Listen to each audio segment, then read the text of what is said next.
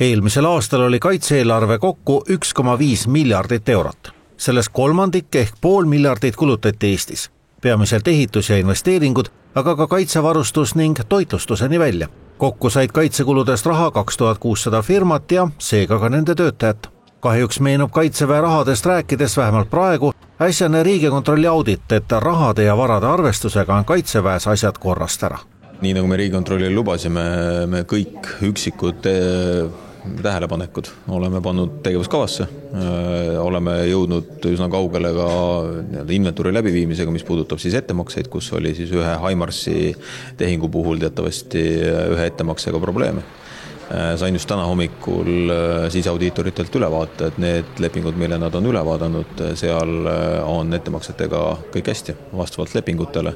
Ja kuidas on kaitsevõime endaga?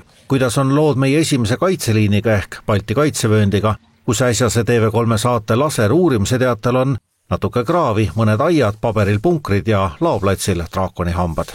Meie tegevused, mis puudutab siis punkreid, tankitõrjekraave, tankitõkkeid, sealhulgas draakoni hambaid, okastraate, kõike seda, et osad, mis on planeeritud, on juba ära tehtud ja ka näidis kraaviosa või nii-öelda testkraaviosa on tehtud, aga siit loomulikult järgneb kilomeetrite viisi tankitõrjekraavide edasi kaevamist. Kaitseväe juht ja luurejuht kinnitavad, et ega ei peagi olema kõik kogu aeg valmis ja valvel, sest eelhoiatusaeg on pikk. Esiteks igalt poolt ei saa venelased tulla, sest teisel pool piiri on tihti sood ja metsad, kust midagi suurt läbi ei pääse ja ootamatult midagi üle piiri ka ei saa tulla.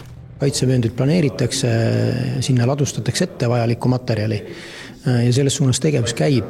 Ja kindlasti ma pean mainima seda, et ega see Vene Föderatsiooni võimalik sõjaline rünnak Eesti või Baltikumi vastu ei tule üleöö, et seal on kindlad märgid, mida me jälgime igapäevaselt, samuti vahetame informatsiooni regiooni naabritega.